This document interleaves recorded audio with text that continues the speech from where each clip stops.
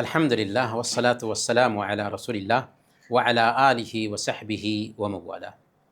محترم بھائیوں اور بزرگوں، السلام علیکم ورحمۃ اللہ وبرکاتہ۔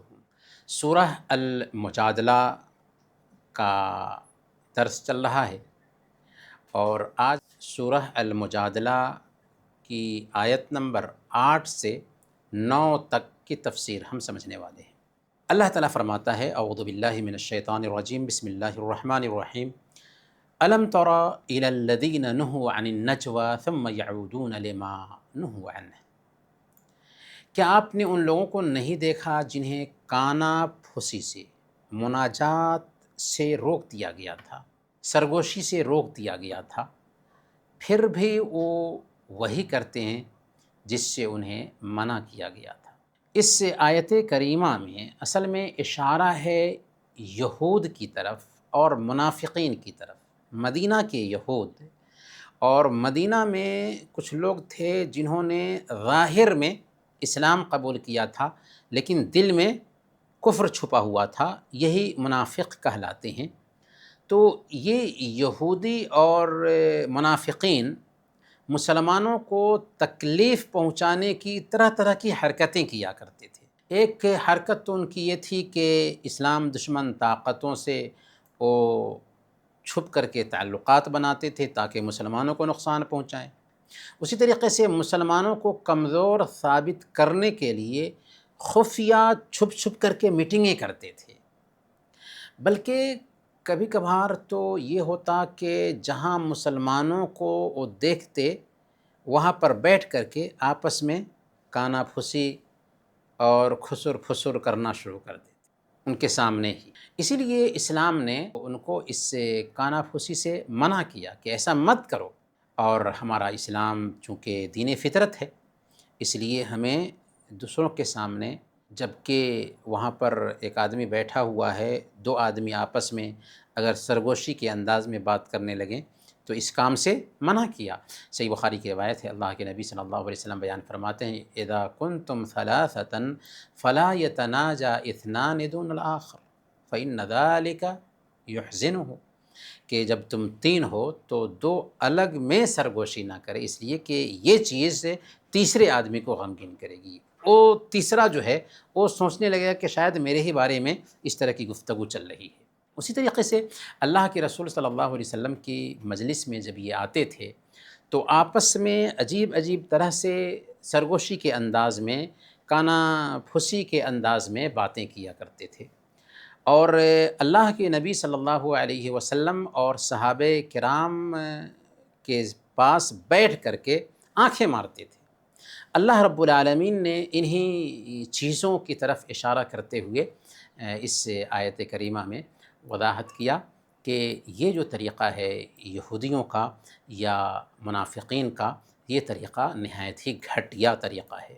آگے اللہ تعالیٰ فرماتا ہے وَيَتَنَاجَوْنَ بِالْإِثْمِ وَالْعُدْوَانِ وَمَعْصِيَةِ الرَّسُولِ، کہ یہ لوگ آپس میں گناہ اور ظلم اور رسول کی نافرمانی کے چھپے مشورے کرتے رہتے ہیں۔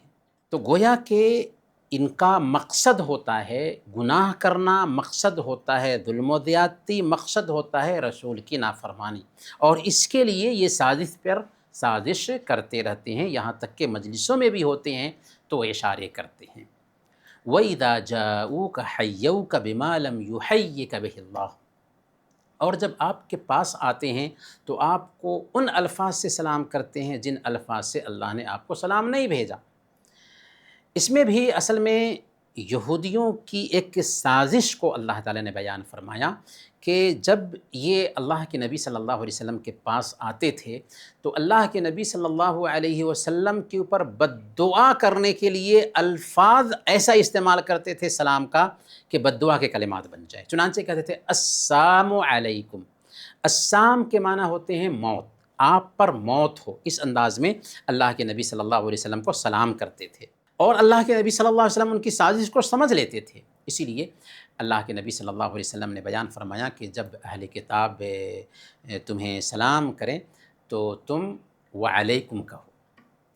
کیوں؟ اس لیے کہ ہو سکتا ہے کہ انہوں نے السلام علیکم کہنے کی بجائے السلام علیکم کہا، بد دعا دی، لہذا وعلیکم کہیں گے تو یہ چیز انہی کے اوپر گویا کہ الٹ کر کے جائے گی۔ صحیح بخاری کی روایت ہے، حضرت عائشہ صدیقہ رضی اللہ تعالی عنہ بیان فرماتی ہیں کہ کچھ یہودی اللہ کے نبی صلی اللہ علیہ وسلم کے پاس آئے اور آپ سے کہا السلام علیکم۔ میں سمجھ گئی اور میں نے کہا علیکم السلام واللعنہ، یعنی تم پر موت ہو اور لعنت ہو تم پر۔ تو اللہ کے نبی صلی اللہ علیہ وسلم نے حضرت عائشہ صدیقہ رضی اللہ تعالی عنہ سے کہا کہ عائشہ ذرا ٹھہرو، اللہ تعالیٰ ہر کام میں نرمی کو پسند کرتا ہے۔ تو حضرت عائشہ صدیقہ رضی اللہ تعالی عنہ کہتی ہیں کہ میں نے عرض کیا کہ یا رسول اللہ، کیا آپ نے سنا نہیں کہ انہوں نے کیا کہا ہے آپ کو؟ تو اللہ کے نبی صلی اللہ علیہ وسلم نے فرمایا کہ میں نے تو سن ہی لیا اور میں نے ان کو جواب بھی دے دیا ہے، وعلیکم کہہ دیا ہے، تو بات تو واضح ہو گئی۔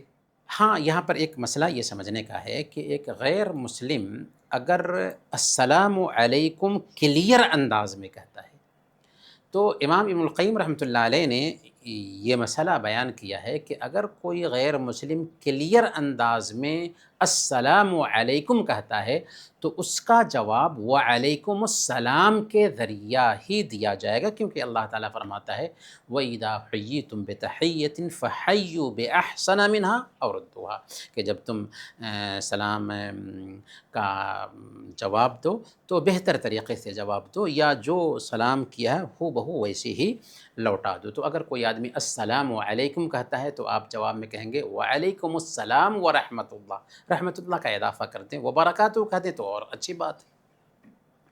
آگے اللہ تعالیٰ فرماتا ہے وَيَقُولُونَ فِي أَنفُسِهِمْ لَوْلَا يُعَذِّبُنَا اللَّهُ بِمَا نَقُولُ، وہ اپنے دلوں میں کہتے ہیں کہ جو کچھ ہم کہتے ہیں اس پر اللہ ہمیں عذاب کیوں نہیں دیتا؟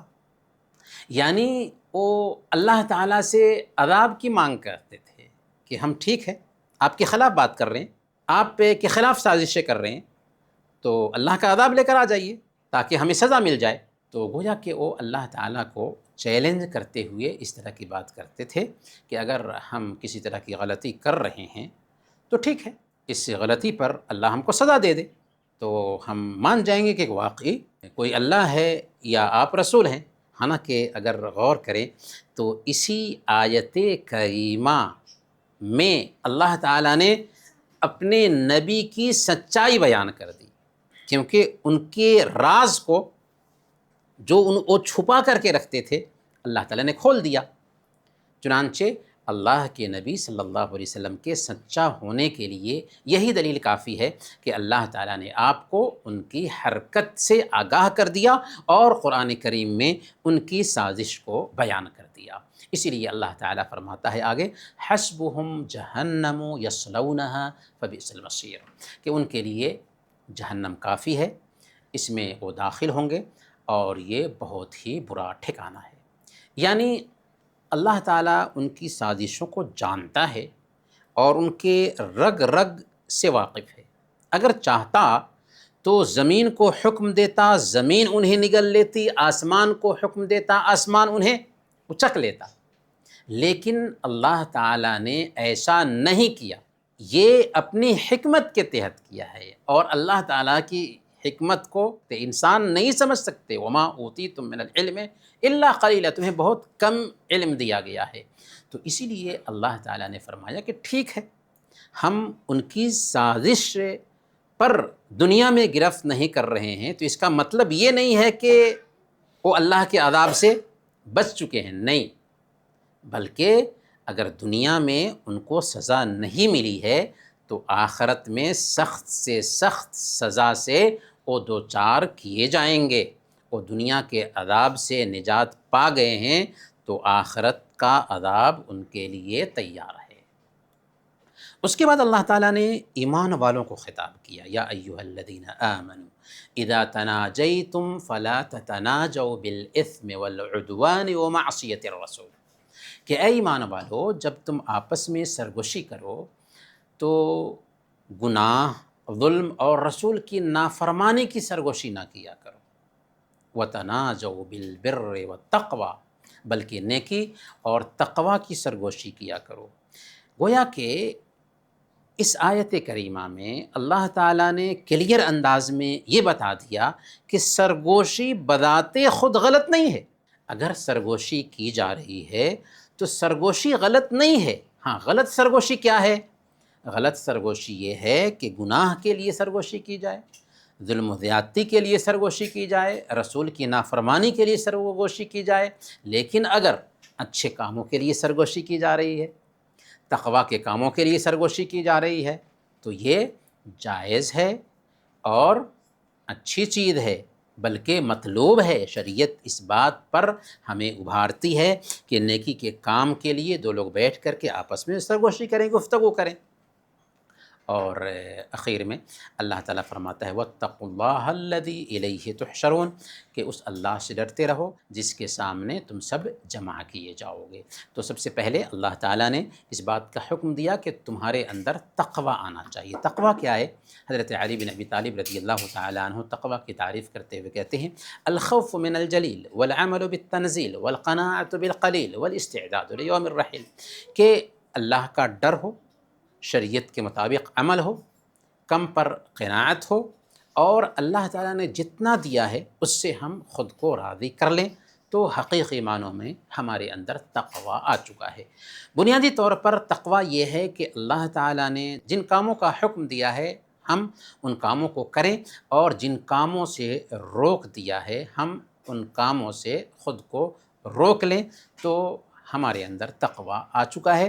اور اللہ تعالیٰ نے یہ بھی پیغام دیا کہ الیہ تحشرون، کہ تم اسی کی طرف لوٹ کر جانے والے ہو۔ گویا کہ اس آیت کریمہ میں پیغام بھی اللہ تعالیٰ نے دیا ہے کہ دیکھو تم اس دنیا میں چند دنوں کے لیے بسائے گئے ہو، ایک دن تمہیں موت آنی ہے، تمہارے ہی رشتہ دار تمہیں غسل دیں گے، کفن پہنائیں گے، اور تنگ و تاریک کوٹھری میں سلا کر کے آ جائیں گے، اور وہاں پر تم ہوگے، تمہارے اعمال ہوں گے، تمہارے یہ بچے کام آنے والے نہیں ہیں، تمہاری فیملی کام آنے والی نہیں ہے، اس لیے آخرت کی تیاری کرو، تقویٰ اختیار کرو۔ گویا کہ اس میں آخرت پر ایمان لانے کے حوالے سے بھی گفتگو ہے، جو ایمان کے 6 پیلرز میں سے ایک پیلر ہے۔ تو انہی باتوں پر آج کا درس ہم ختم کرتے ہیں۔ اللہ تعالیٰ سے دعا ہے کہ اللہ تعالیٰ ہم سب کو قرآن سمجھنے اور اس کے پیغام پر عمل کرنے کی توفیق عطا فرمائے۔ آمین۔ وصلی اللہ علی نبینا محمد وعلی آلہ وصحبہ اجمعین۔